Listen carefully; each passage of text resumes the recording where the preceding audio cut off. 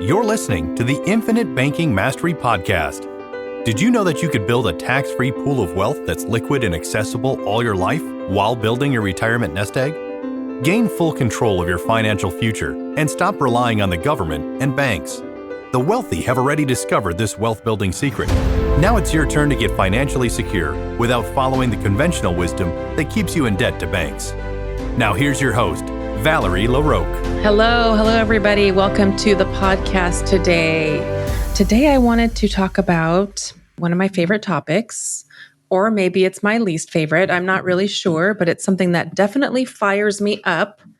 And that is the topic of whole life insurance and Dave Ramsey.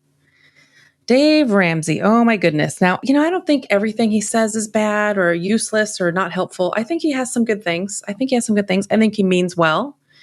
I think that he has a stance. He definitely has a negative stance on whole life insurance, and he has his reasons, but I'm here to bust up some of those reasons today and help you understand why actually it is a great thing and not a terrible thing, as Dave Ramsey would say. Just to start off on a positive note, I would say that some of the positive things that he teaches are maybe how to budget, maybe just the advice he gives to get on a budget, the whole live below your means, don't be overspending. Of course, that's going to be helpful, useful information.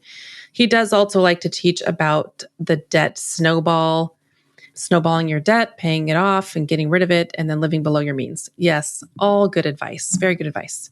And for those who maybe never in their lives had an opportunity to talk to someone, maybe like me or an IBC practitioner or someone who has a more in-depth perspective of how you could use whole life as an asset class in your portfolio.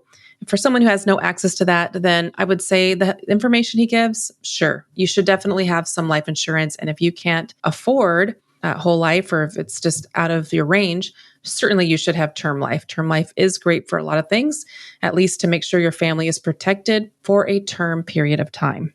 But Dave, what does he hate? He hates whole life insurance. And he lumps in variable or universal life insurance with that as well. That includes universal life, index universal life, which is highly popular right now, and variable universal life. So he kind of lumps all those together and he calls it permanent life, when really the only truly permanent life insurance is whole life. That is the only contract that is guaranteed to pay out a death claim to age 121 or 120, or maybe even 100 with some companies. But to age 121, it's guaranteed to pay a death claim. It has cash value that's guaranteed to grow. Certainly, the older you are, it's maybe not going to grow as much as you would like, or not grow very much. Or if you're in your 80s, maybe not grow at all, but it's still going to accumulate cash value for you that you do have access to and can control and can use in your lifetime, as well as having that guaranteed death benefit. Whereas universal life, sure, it's meant to be permanent and it can be permanent. It might outlive most people, outlive some people.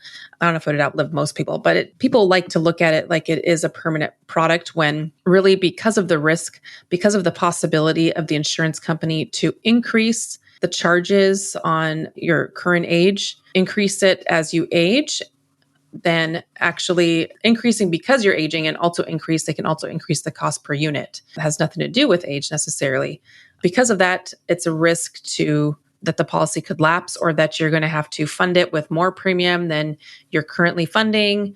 They might send you a notice that says, hey, you actually have to increase your premium to this amount, or you're going to lose your policy altogether. So because of that, I don't consider it true permanent whole life insurance, because it may not be. It may end up lapsing. It may end up eating itself away if the costs go up too high and you don't have enough cash value in your policy.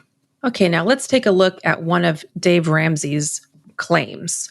His claims against whole life insurance. He will say that there is no cash value available in the first 3 years of a policy. You have no cash available. That's one of his standpoints on why it's so terrible, and that is outright false. And it's not just my opinion that it's false. It is false. It's not a fact. It is not right. So the type of policy that he's talking about in this example, where he says there's no cash available, is maybe the traditional way people would build a life insurance policy when it is built for the purpose of death benefit. And somebody says, "Hey, can I get a death benefit of 500,000 in whole life? How much does it cost me?" Now, if you pay just that amount, just the amount that the whole life costs, yes, in year one, at least, there will be very little cash. Although there will still be in some cash, at least in the policies I'm working with, there will still be some cash. It will not be zero. But in a lot of policies, it may be zero in that first year because it's the full cost of the coverage. So you're paying for the life insurance and it's the cost of the coverage. So there's no available cash for you to use in a quote regular style policy, I would call it. However, when you're building a whole life policy for the purposes of using it as your banking system, infinite banking style, then you will have cash in the first year. And depending on the structure, it could be anywhere from 40 to 80% that you could have access to. This obviously depends on the structure of your policy when we're building it for your needs and your premium goals and what you can fund and how you're going to fund going forward. It depends on a lot of things, but you certainly will have access to cash if we are building it for infinite banking, even in year one. Year one will take the biggest hit. You won't have access to all of your dollars that you put in because there is still the cost of the insurance. But when we're building a policy for the purposes of infinite banking, we are shrinking down the death benefit on purpose because if the death benefit is lower, so are your costs. So then the premium that you fund over and above the cost of the death benefit go right into the account that you can access. And so in the first year, you don't have access to 100% of your premium, but years 2, 3, 4, and beyond, it starts to build up to a point where you do have access to 100% of the premium you just paid in. And then beyond that, once it becomes cash flowing, which depends on your age, depends on how you're funding, depends on how the policy is structured. But once it hits a point where it's cash flowing, it will never look back. And every premium that you send in will yield you a higher growth inside of your cash value that you have access to, income tax free. So Dave goes on to say that you can't even access your full cash account before you die. If you try to access that cash, you can't access it, and that you can't access it until your cash value until maturity of the policy, which is 100 or 121. And that, of course, is straight up false once again. Not true. You can access your cash. That's the whole thing we're talking about here. That's the whole exciting thing about infinite banking. Of course, you can access your cash. And he does mention the surrender value being an issue, which that is only associated with universal life contracts. So with your whole life contract, you're not going to have surrender charges or surrender value. Surrender charges on universal life contracts can last anywhere from 10 to 20-ish years. It can be long. And that just means even though your cash account might say 20,000 or something like that, in the first year, you may have access to 1,000 of it if you were to cash out your account. As the years go by, you do have access to more and more of that cash inside of a universal life policy. In the beginning years, though, it's pretty low if you were to surrender the contract or even if you were to borrow against it, unless you add other certain riders to be able to give you access to the cash, which I'm not sure how those riders work or how if every company has a rider like that. I do know of companies that do have that. I don't know about all of them. But yeah, he may have been referring to the surrender charges on those contracts because whole life you have access to whatever is available in your cash account. And that value will be growing. So he talks about being able to access your cost basis tax-free in your whole life policy or your permanent contract. But then he goes on to talk about loans in a really negative way. He says things like, well, of course you have to pay your loan back. You can access your cost basis, but then you have to take loans or you're going to have to use loans to access more of your money. And of course you have to pay it back. When actually, when it comes time to taking money from your policy in your retirement years, no, we're not really expecting you to have to pay the loans back. Some people will keep it going, keep premium going, continue to pay them back. But there is an option where you do not. You do not have to pay those loans back. We are factoring all of that in so that you can simply be taking income from the policy on a tax-free basis. And yes, that's why we're using loans in that time frame or in your retirement years, because that's not taxable when you take money out in that way. But we're taking it out in a way and planning it out so that you're not expected to pay it back by the time you're age 95. No, that's not how it works. So when Dave is talking about how there's no cash value in the first 3 years, he goes on to talk about the lousy returns and refers to it being a lousy investment. Well, we already know it's not an investment, it is an asset. So he's not even speaking about it correctly. So if he wants to compare rates of return with the other investments, he should be going to the investment world because this is not an investment, this is an asset. Whole life is the place you go to put your cash, your savings, to build and protect your warehouse of wealth from which you can then go and use the funds to invest in something else that you're passionate about to go chase those returns if you want to. But the funny thing is that even though this is not a vehicle to seek crazy high returns, because this is just our warehouse where we're storing our wealth, that's going to be earning for us for the rest of our lives and capturing the earning power and dividends and doing a lot more for us. By treating yourself like a banker and housing your wealth in whole life policies and then bank with them, the growth of your money and your wealth can easily smoke those returns you're seeking from other vehicles. Because taking over the banking function in your life is one of the most powerful things you can do to grow your wealth. So, another thing that Dave likes to talk about or mentions, something he doesn't like about whole life, is that the life company absorbs the cash value of your life policies while survivors receive the leftovers in what's called the death benefit. Leftovers? I don't think so. Let me give you an example.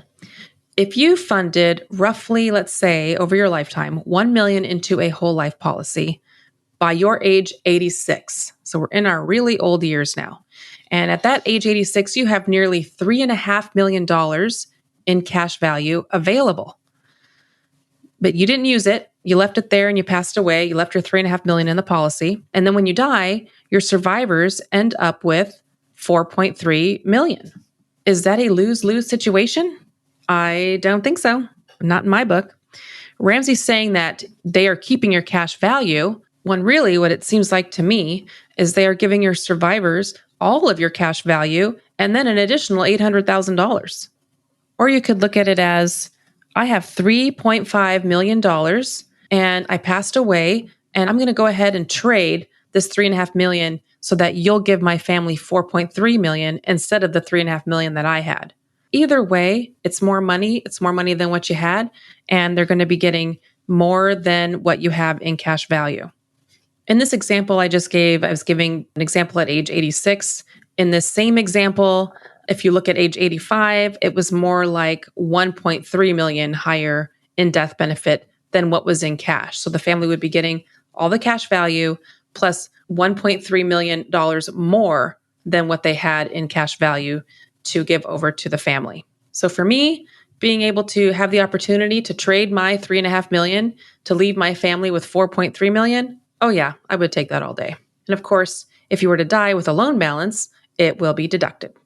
This might be one thing that's talked up a bit with universal life products because you can structure it in such a way where you can tell the software, at the death of the client, I want both the death benefit and the cash value to go to the survivors. However, if you have a good agent and they are looking out for your best interest, normally they would change that selection over from cash value plus death benefit to death benefit only once you reach an age of a retirement age, maybe around 65, because in order to continue for your beneficiaries to receive both the death benefit and the cash value, you're more at risk. The company is more at risk for a higher death benefit for a longer time period, which just causes the cost of your death benefit to be higher. And then your cost inside your policy will be growing even if you're not increasing your premium payment. So that extra cost will be coming out of your cash value and dwindling that down. So if you have a good agent, most likely they are going to do something like that so that at age 65, roughly, maybe 67 or 70, they switch it over. So now it is death benefit only. So if you have $300,000 in your cash value and your death benefit is $500,000, you will no longer receive the $800,000 once you get to those older years, but just the $500,000 death benefit. So because the risk is lowering for the insurance company, that keeps the cost of insurance down, because if you have a $300,000 cash value and now you have a $500,000 death benefit, the only risk for the company is $200,000 instead of a full $500,000. So normally that is a switch that is made right around the retirement years in order to keep the cost of insurance lower so it doesn't eat away all of your cash value. But now, Dave Ramsey says just buy term and invest the difference. So what kind of death benefit do you leave your beneficiary with a term policy in your older years? Well, usually nothing, because the older you get, you're not able to acquire term insurance or for very many years. And so when you're in your much older years, oftentimes you no longer have that coverage. And when you want to buy a policy in your 60s and 70s, it's certainly going to be more costly. So as an example, for a 66-year-old, I just happened to be looking at this recently, who wanted a 20-year contract in average health for a term amount of coverage for $500,000, it was going to be $818 per month. So after 20 years, that would have cost $196,000, a little over that. And so that's how much they paid to be covered for 20 years at $818 per month. And then how much of that money do they have access to in that time period? How much of that cash value can they touch? Zero. None of it. So they've just spent just shy of $200,000 to be covered, which again is still better than nothing if you want to have that coverage in your older years and you don't have a whole life or you can't get one. Maybe you already have a term in place and you're no longer insurable. So it's still better than nothing if you can't get a whole life policy, but you can see how you're going to spend a lot of money. At age 70, you can't even get a 20-year policy anymore. It would be 15 years. And so, or maybe age 71, you can only get a 15-year policy. And for an average health rating, that's looking like $1,155 per month. That's over $200,000, $207,000 that you would have spent in those 15 years to cover at $500,000 death benefit for your family. So in that scenario, there's no cash value. You're just renting the coverage, and the life insurance company is only renting it to you because they certainly don't expect you to die in that time period, or they wouldn't have given you the coverage. Term life insurance tends to pay out about 1% of the time, so not very often. Term insurance is really the cash cow for the life insurance company because that's people renting coverage. They don't pay out claims that often, and they just get to keep all that cash. So one more thing that Dave likes to talk about when he's talking about whole life is the high fees in whole life contracts. But again, with a better structure such that an IBC practitioner can build for you, you will have more of your cash available sooner and your policy will become cash flowing. Because when we're building these policies, we're shrinking the death benefit, which shrinks the cost. So we're building these policies with cash growth efficiency, your cash value to grow efficiently as the goal, as opposed to a high death benefit. So if we're referring to the example I just went over about paying $1 million into the contract and having that amount of cash value at age 86, the $3.5 million, and access to it on a tax-free basis, I don't care what my fees were, to be quite honest. My account was guaranteed to grow, accessible all my life without penalty, accessible income tax-free. It gave me additional benefits all throughout my life. It gave me control of my capital to give me more power over my financial life and financial freedom. And then I will end up leaving behind a legacy to my loved ones or my favorite charities. So I'm giving high age. It was age 86 was my example, but still at a younger age, it's still a good amount of money. I'm just trying to give an example of when the person was older, how much death benefit are they leaving behind? It depends on how much you funded and when you start, how much you're going to have access to, but it's certainly going to be worth the fees that were paid. And what product is there out there that doesn't have a fee? Someone tell me. I mean, of course, there's fees with literally everything. At least with this, you have guarantees on your side and a lot of benefits, living benefits on your side. So basically, Dave really needs to just stop talking about whole life is what I think. He needs to stop talking about what he doesn't know about. And why would he have such in-depth knowledge about this stuff anyway? It's not like he has any licensing. He's not a licensed life insurance agent or a licensed financial advisor. Instead, he's an author and a radio personality. And with all of the years he's spent talking down whole life, it's a root of what he talks about. It's one of the bases from which he believes and which he talks about in his books and online.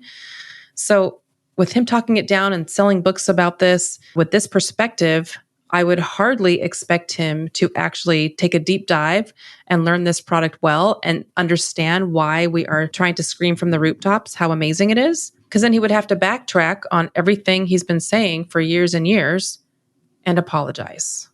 I really don't think that's something he wants to do. So that's all I have for you today. Just my ranting and raving about Dave Ramsey. I probably could do an hour podcast on this topic. Just keep going and going. He's so frustrating. But again, there is some good in what he's teaching out there. Well, in any event, if you'd like to connect and talk about how an IBC policy could work for you and your family, if you'd like to work together, please reach out. You can reach me at Valerie@alphaomegawealth.com. And I would love to connect with you. I would love to look over your personal situation and your scenario, your financial scenario, and help you think through what would be the best for you and your family. So thank you again for listening into the podcast. I hope you have a great week. Until next time.